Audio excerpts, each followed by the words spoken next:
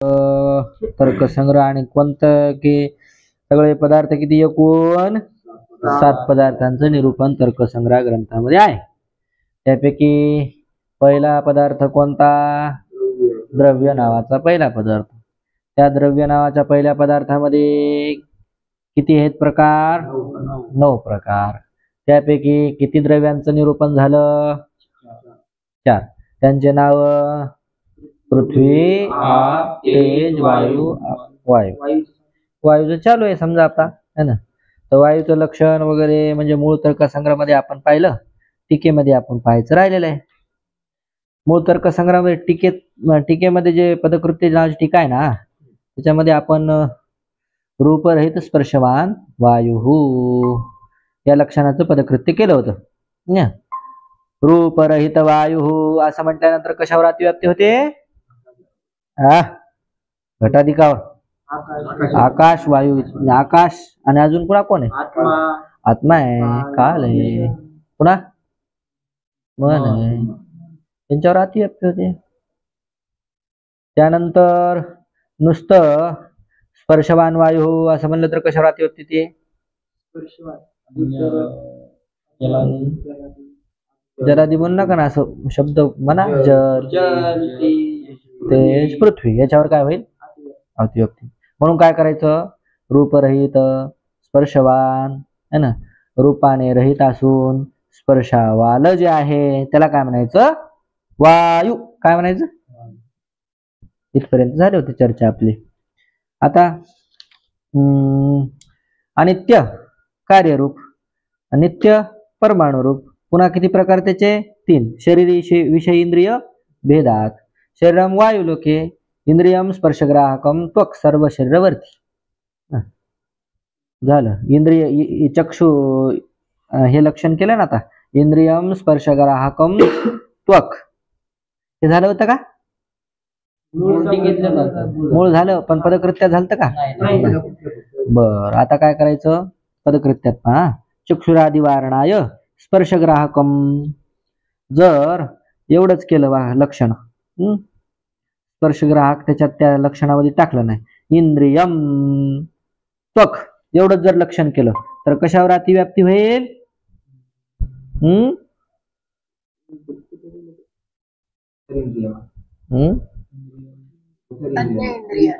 अन्य इंद्रियावर.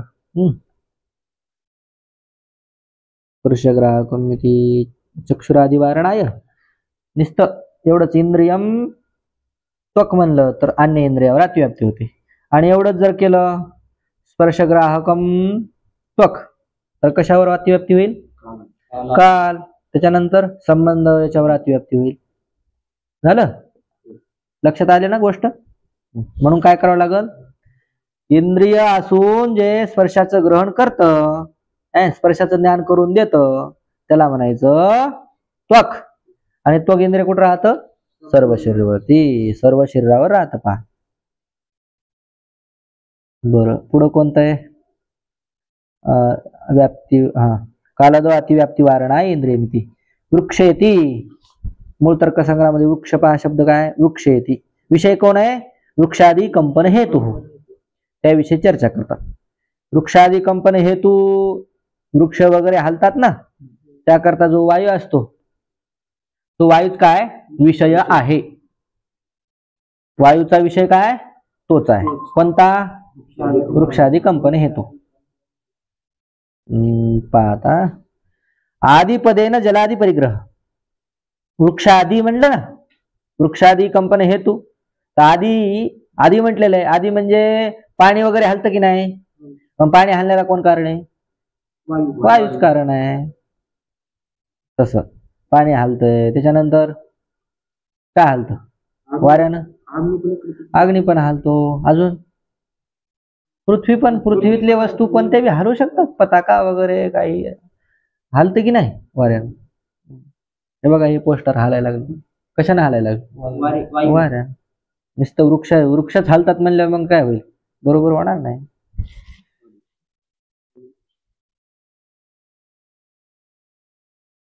बर. पुन्हा मूळ तर्कसंग्रहामध्ये शरीरांत संचारी वायू प्राण त्याच्यावर चर्चा करतात. आता शरीरांत इति महावायवादो अतिव्याप्ती वारणाय विशेषणम.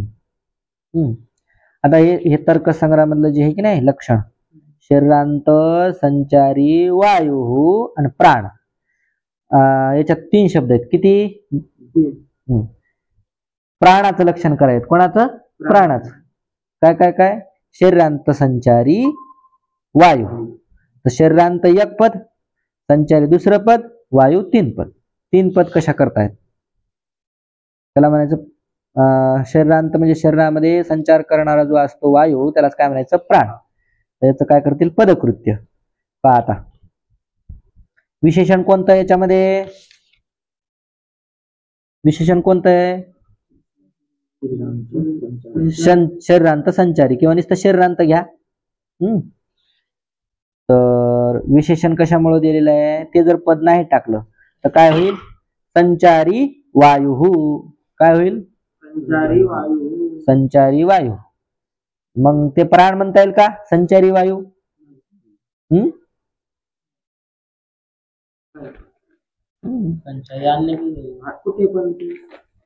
हे मोठा वायू येत, हे महावायू आहे, तो संचार करतो की नाही? मग संचारी वायू हे लक्षण कोणाचं करायला गेले? प्राणाचं. शरीरात मधल्या जे प्राण आहे की नाही त्याचं लक्षण करायला गेलं, ते लक्षण कुठे गेलं? महावायूवर गेलं. म्हणून काय? शरीरांत पट टाकावं लागतं. कोणतं पट टाकावं लागतं? शरीरांत. शरीरांत पट टाकल्यानंतर कशावर अतिव्याप्ती होणार नाही? महावायवादो अतिव्याप्ती वारणाय. कोणतं पट टाकलं? शरीरांत. संचारी वायू म्हणल्यावर कसं व्हायला रे पवन? संचारी वायू म्हणल्यानंतर लवकर यायचं, वेळेत यायचं. किती वाजले? 8:40 झाले. आता हे किती महत्वाचा विषय गेला तो महावायू होऊन जाईल ना तो संचारी वायू म्हणजे. महावायू कोणता? बाहेरचा वायू होईल, शरीरातला वायू होणार नाही. शरीरातला वायू बी होईल, असं होणार नाही असं नाही, पण अतिव्याप्ती होईल. काय होईल? अतिव्याप्ती. कशावर अतिव्याप्ती होईल? महावायूवर अतिव्याप्ती होईल. म्हणून विशेषण म्हणजे पहिलं पद दिलं. कोणतं पद? शरीरांत हे पद. 2रं शरीरांत संचारी, इतकंच लक्षण केलं. संचारी वायू प्राण. काय काय? शरीरांत संचारी प्राण. वायू पद काढून टाका. लक्षणातलं काय पद काढायचं? वायू. शरीरांत संचारी प्राण. शरीरामध्ये जे संचार करतं त्याला म्हणायचं प्राण. मग त्याच्या कोणावर अतिव्याप्ती होईल? मनावर. कशावर अतिव्याप्ती होईल? मन शरीरात आहे की नाही? संचारी आहे की नाही? संचारी म्हणजे फिरते की नाही? फिरतं. मग शरीरांत संचारी कोणावर लक्षण गेलं? मनावर. लक्षण कोणाचं करावं लागलो? प्राणाचं. प्राणावर तर गेलंच, पण मनावरही गेलं. म्हणून काय झालं? काय झालं? अतिव्याप्ती झाली. विशेष्यम मन आदिवारणाय विशेष्यम. विशेष्य पद दिलं. कोणतं? वायू पद. काय पद? वायू. आता मन काय वायू आहे का? नाही. शरीरात संचारी असून जो वायू आहे त्याला म्हणायचं प्राण. मग लक्षण कोणावर गेलं? फक्त प्राणावरच गेलं. बर. आता पुढं म्हणून विशेष पद दिलेलं आहे पहा. आणि धनंजय वारणाय संचारी. हे संचारी कशाला टाकलं? एवढंच करा. शरीरांत वायू प्राण. शरीरामध्ये असतो जो वायू त्याला म्हणायचं प्राण. मग आता काय टेन्शन? वायू प्राण वायू आहे की नाही? शरीरात आहे की नाही? आहे. मग अतिव्याप्ती कशावर व्हायली का? कोणावरच होईना? महावायूवर होय ना. आणि त्याच्यानंतर मनावर पण होय ना. महावायू वायू आहे पण ते शरीरांत नाही, आणि मन शरीरांत आहे पण वायू नाही. शरीरांत संचारी, शरीरांत संचारी कोणतं पद नाही टाकायचं आता? संचारी पद टाकायचं. शरीरांत वायू एवढंच टाकायचं. काय टाकायचं? शरीरांत वायू. शरीरामध्ये जो असतो वायू त्याला म्हणायचं प्राण. संचारी पद काय टाकलं? तर कशा करता? धनंजय वारण आहे. शरीरामध्येच आहे कोण? धनंजय नावाचा वायू. पण तो काय करतो धनंजय तो संचार करीत नाही. एका जागेवर असतो आणि प्राण निघून गेला तरी तो तिथंच राहतो. त्याला प्राण म्हणता येत नाही. प्राण गेला तरच माणूस मेला आणि हा जात नाही, म्हणून याला प्राण म्हणता येत नाही. शरीरांत असून आणि वायू असू, शरीरांत बी आहे आणि वायू आहे, परंतु तो संचारी नाही, म्हणजे शरीरामध्ये संचार करीत नाही, फिरत नाही है ना. माणूस मेल्यानंतर तो काय करतो, शरीराला फुगवण्याचं काम करतो. कळालं का? हा धनंजय वायू आहे, तो काय करतो, शरीरामध्ये संचार करीत नाही. मग संचारी पट टाकलं की त्याच्यावर काय होणार नाही, लक्षण जाणार नाही. कारण धनंजय कुठं आहे, शरीरांत आहे. शरीरांत आहे पुन्हा कसा आहे, वायू पण आहे. संचारी पट टाकलं की त्याच्यावर लक्षण जात नाही, म्हणून काय टाकायचं, संचारी पट टाकायचं लक्षणामध्ये. शरीरांत संचारी वायू प्राण. पुन्हा काय म्हणलं होतं, सचेक.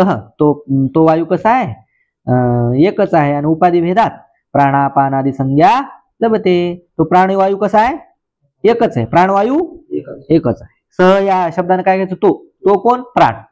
तो प्राण एक असून उपाधी भेदाने उपाधी भेदामुळे प्राण आणि अपान, प्राण अपान व्यान समान उदान झाली का 5. तर अशा त्याला संज्ञा म्हणजे नाव प्राप्त होतात. कळलं? तर काय करा, एक श्लोक लिहून घ्या. हृदि प्राणो गुदे पान समानो नाभिमंडले उदान कंठदेशेषात् व्यान सर्व शरीरगः. 33 पान नंबरवर 1 2 3 4 5 6 7व्या क्रमांकाची वळ आणि त्याच्यामध्ये श्लोक आलेला आहे पहा. काय काय काय काय हळूच म्हणायचं. हृदि प्राणो गुदे पान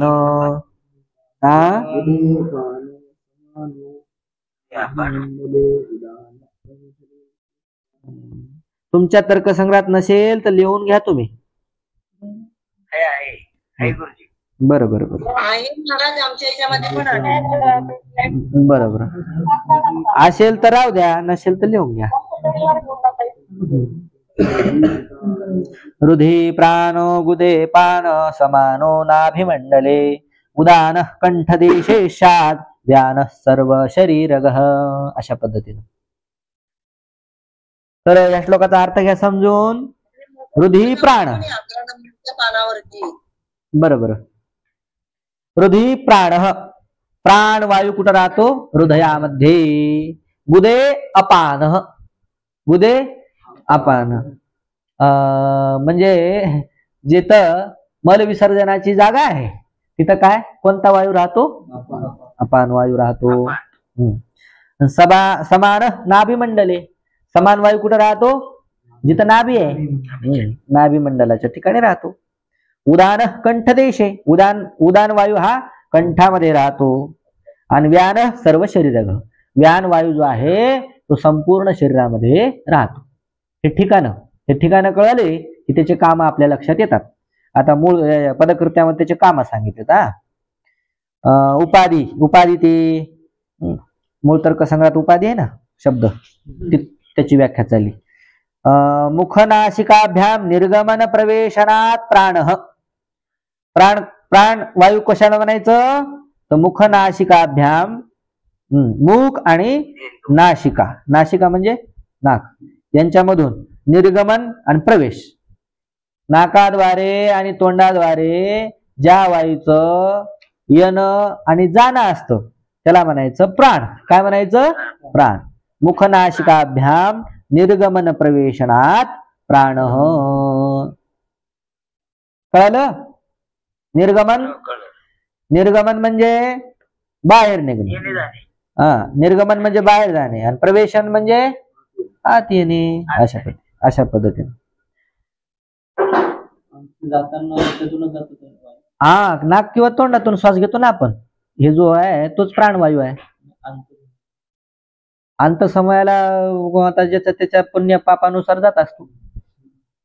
ज्यानं जसं पुण्य केलं, ज्यानं जसं पाप केलं तसा प्राणवायू जात असतो.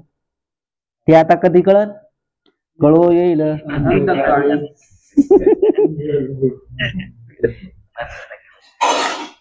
आपल्याला काय केलं ते कळो येईल ना दुसऱ्याला अंतकाळी.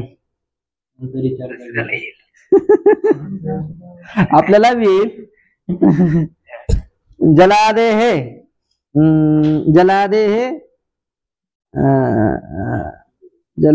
अधोनयनात, जलादेहे अधोनयनात अपानः. जलादेह म्हणजे पाणी वगैरे आपण पितो की नाही, आणि ते पाणी वगैरे पिलेलं कुठं जातं? खाली जातं. जेवण केलेलं कुठं जातं? खाली जातं. हा, आणि ते खाली घेऊन जाणारा कोणता वायू आहे? अपान वायू. कोणता वायू? अपान वायू. हा ना, हा अपान वायू जास्त शरीरात झाला की तो बाहेर पण निघतो आणि तो दुसऱ्यांना त्रास पण देऊ शकतो.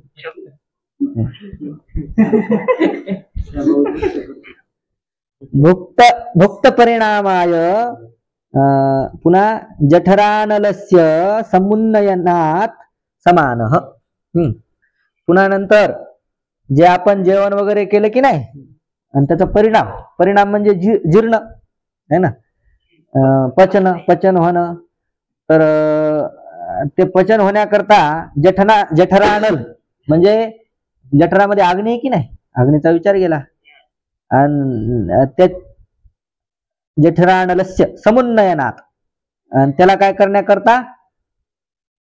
त्या जठराग्नीला प्रज्वलित करण्याकरिता है ना, जो वायू असतो, जो प्राण असतो, त्याचं नाव काय?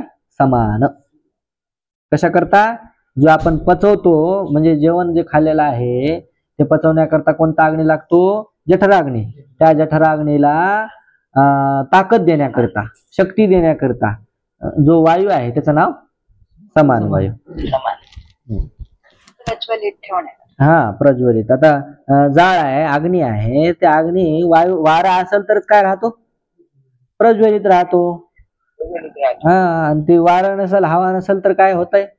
विजून जातो. म्हणून ते त्या याच्याकडे नसतं का ते लोखंडाचे वस्तू बनवणारे, त्याच्याकडे ते घर ते असते, ते भाता किंवा ते गोल फिरण्याचं ते मशीन असते त्याच्याकडे. बरं, चला. अन्नादे हे ऊर्ध्वनयनात उदान है की नाही. आता आपण ते अन्न पचलं, कोणतं? जठराग्नीतलं अन्न पचलं, आणि ते जे अन्न आहे त्या अन्नाला सगळ्या शरीराला पोहोचवण्याकरता कोणता वायू आहे? उदान वायू. उदान वायू. ते अन्न सर्व शरीरावर अन्नमय शरीर आहे की नाही. जसं गाडीला पेट्रोल लागतं तसं शरीराला काय लागते? अन्न पाणी लागते. मग ते अन्न पाणी सगळीकडे घेऊन जाण्याकरता कोणता वायू आहे? उदान. सगळीकडे म्हणजे वर घेऊन जातो ना. वर कुठं आहे? वर मस्तकात. डोकं सगळ्यात जास्त कशाला लागतंय? ऊर्जा डोक्याला लागते. डोक्याला लागते की नाही. म्हणून पाठ झाला की लगे पाठ झाला की काय लागते? भूक लागते. आणि जेवण केलं की पाठ ऐका वाटत नाही, झोपा वाटत.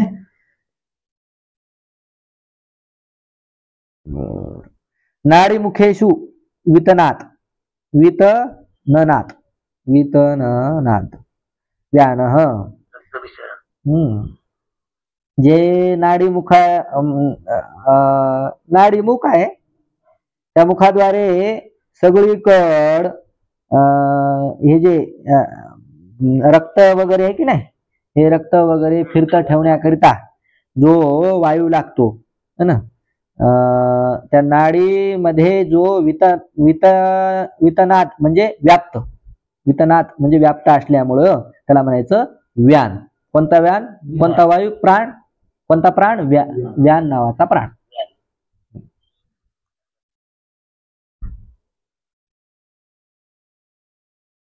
तर नाडीमध्ये जे रक्ताभिसरण होतं ते रक्ताभिसरण कोण्या प्राणामुळे होतं? व्यान नावाच्या प्राणामुळं. आता किती झाले प्राण? एकूण 5 झाले की नाही. इति क्रियारूपोपाधि भेदात तथा व्यवहारीयते इत्यर्थः. अशा प्रकारे क्रियारूप, क्रिया हीच कायची उपाधी म्हणजे निमित्त. क्रियेच्या निमित्तामुळे त्यांच्या काय पडले? भेद पडले. कोणाचे भेद पडले? एकाच प्राणाचे 5 भेद पडले. एकाच प्राणाचे किती प्रकार पडले? 5. कोणकोणतं? प्राण, अपान, व्यान, समान, उदान, असे 5 प्रकार पडले. पण कशामुळे पडले? काम वेगवेगळे. काम नावाचीच काय लागली याच्या माग? उपाधी लागली. कोणाला? कोणाला उपाधी लागली? प्राणाला. महाप्राणाला नाही, शरीरांत संचारी वायूला. महाप्राण वेगळा आहे, व्यवहारी येते. मग व्यवहार केला गेला. प्राणाचाच काय का गेला? व्यवहार केला गेला. प्राणाचाच असा व्यवहार होतो. किती प्रकारे? 5 प्रकारे व्यवहार होतो. इत्यर्थ. समजलं? चला पुढं. आता काय वेळ किती झाला रे? 21 मिनिट. शब्द गुणकम आकाशम म्हणा. तच्चैकम विभु नित्यम च. शब्द गुणकम आकाशम. आकाश, आकाश काय असतंय? शब्द आहे गुण ज्याचा, त्याला म्हणायचं आकाश. ज्याचा गुण कोण आहे? शब्द. मुख्य गुण कोणता आहे? शब्द. विशेष गुण कोणता आहे? शब्द. बाकीचे पण गुण राहतात, पण शब्द नावाचा गुण फक्त आकाशावर राहतो. फक्त आणि फक्त आकाशाच्या ठिकाणी राहतो. म्हणून शब्द गुणकम आकाशम. दुसरे पण गुण राहतात, पण विशेष गुण कोणता आहे? शब्द. कारण तो फक्त आकाशावरच राहतो म्हणून. तच्चैकम. ते किती आहे? एकम. ते आकाश कसं आहे? एक आहे. विभू. विभू पण आहे. विभू म्हणजे व्यापक. व्यापक. सर्व मूर्त द्रव्य संयोगी. सर्व मूर्त द्रव्य संयोगी. मूर्त द्रव्य कोण असतात? मूर्त द्रव्य कोणाला म्हणायचं?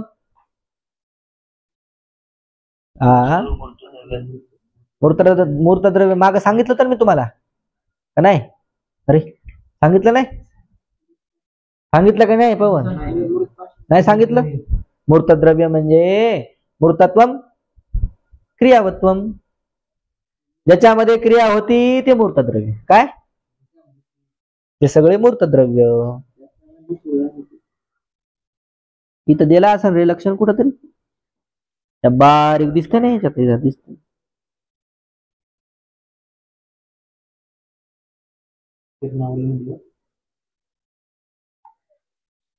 परिच्छिन्न परिणाम परिमाणत्व परिमाणवत्वम. परिच्छिन्न परिमाणत्वम मूर्तत्वम. लिहा. हे इथं दिले खाली पहा.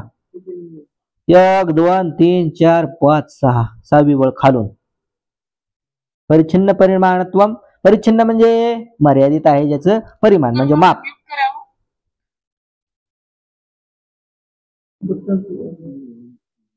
आणि सर्व मूर्तेती जल तेज वायू मनसाम मूर्तद्रव्याणाम संयोग अनुयोगत्वम इत्यर्थ. पृथ्वी जल तेज वायू आणि मन हे मूर्त द्रव्य आहेत. किती मूर्त द्रव्य आहेत? पृथ्वी जल वायू मन. तेज वायू मन म्हणजे किती झाले मूर्त द्रव्य? 5. मोज. पृथ्वी जल तेज वायू मन. यांच्यामध्ये क्रिया होती की नाही? या 5 द्रव्यामध्ये क्रिया होती, म्हणून 5 द्रव्य कशा आहेत? मूर्त द्रव्य आहेत. त्याच्यावर आहे.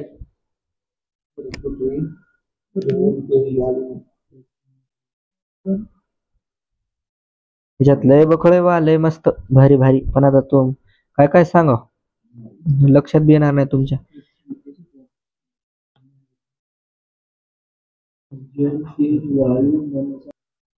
कोणत्या आधी व्यवहार हेतू काल नावाचा द्रव्य घ्या. सगळे द्रव्य घेऊन टाकू आता थोड्यात. किती द्रव्य राहिले? 2-3च तर राहिले. 2 असतात 3. पहा. अतिदादी व्यवहार हेतू काल.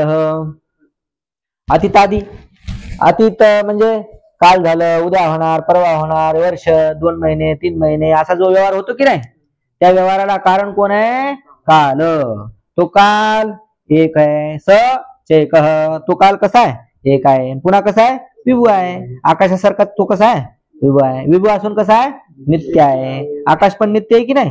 आकाश भी नित्य आहे. नित्य म्हणजे काय रे? हा, ध्वंस भिन्नत्वे सती ध्वंसा प्रतियोगित्वम नित्यत्वम. नित्य, नित्यस्य लक्षणम. पुन्हा झालं हे नित्य, कळालं? काल कसा आहे? नित्य आहे. काल कसा आहे? एक आहे. काल कसा आहे? विभू आहे. आणि कशाला कारण आहे? अतिदादी व्यवहाराला.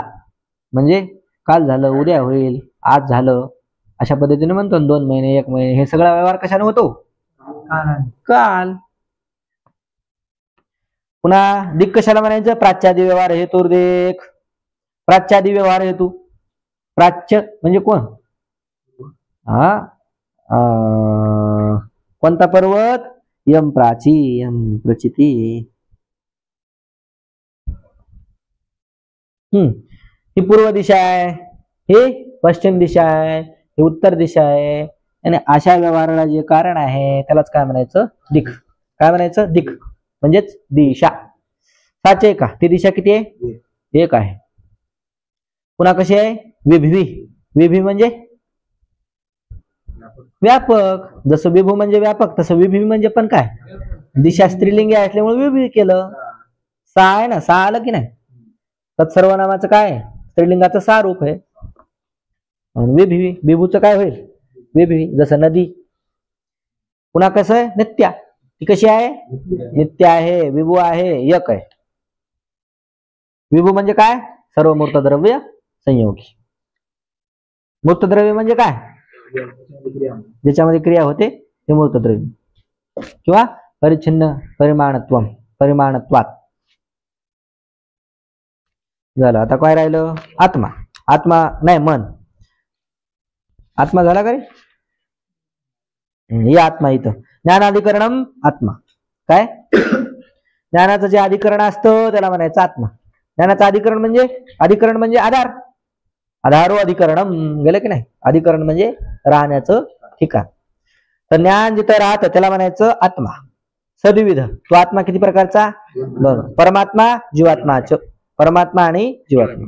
तत्र ईश्वर सर्वज्ञ. परमात्मा म्हणजेच कोण? ईश्वर. आणि तो ईश्वर कसा आहे? सर्वज्ञ. सर्वज्ञ म्हणजे सर्व जाणणारा. भूत भविष्य वर्तमान सगळं त्याला एकदा दिसते. त्याचं नाव काय? परमात्मा. तो परमात्मा तत्र ईश्वर, तो पुन्हा कसा आहे? ईश्वर आहे. कसा आहे? ईश्वर. ईश्वर म्हणजे सगळ्यांचं पालन करतो. म्हणून ईश्वर म्हणजे त्याचं शासन आहे सगळ्यावर. आणि तो परमात्मा. जीवात्मा प्रतिशरीरम भिन्न. जीवात्मा हा प्रत्येक शरीरामध्ये वेगवेगळा आहे. आणि ते दोन्ही पण कसे आहेत? विभू, नित्य. कसे आहेत? विभू आणि नित्य. विभू म्हणजे व्यापक, नित्य म्हणजे काय? ध्वंस भिन्नत्वे सती ध्वंसा प्रतियोगी. झालं. मन घ्या. आता शेवटचं कोण राहिलं? मन. सुखादि उपलब्धी साधनम इंद्रियम मनः. तच्च प्रत्यक नियतत्वादनंतः परमाणुरूपम नित्यम च. सुखादि उपलब्धी साधनम इंद्रियम मन. सुख आदी जे उपलब्धीचं साधन आहे, जे इंद्रिय, त्याचं नाव काय? मन. मन म्हणजे काय? इंद्रियच आहे. पण सुख दुःख बाकीच्या इंद्रियाला कळत नाही, किंवा सुख दुःख दुसऱ्या इंद्रियाने प्राप्त होत नाही. कोणतं सुखादी उपलब्धी म्हणजे ज्ञान. सुखादिकचं ज्ञान कशाने होतं? फक्त मनानं. मनाद्वारे सुखाधिकाचं ज्ञान कोणाला होतं? कोणाला होतं? आत्म्याला. आत्म्याला होतं. पण हे सुखाधिकाचा साक्षात करून देणार कोण आहे? मन आहे. तच्च प्रत्येक नियतत्वात. नियमानं प्रत्येकाच्या ठिकाणी काय हे राहतं? प्रत्येकाच्या ठिकाणी एक एक असल्यामुळं हे मन कसं आहे? अनंत. अनंत मन आहेत ना. प्रत्येकाचं मन भिन्न. मग असे लोक किती? जगात जीव किती? प्रत्येक जीवाला काय? एक एक मन आहे. म्हणून अशी मन किती झाली? अनंत झाले. पुन्हा परमाणु रूप आहे. ते कसं? त्याचं माप आहे. ते विभू नाही. ते कसं आहे? परमाणु रूप आहे. परमाणू एवढं आहे परमाणू रूप आणि पुन्हा कसं आहे नित्य आहे. कळालं झालं.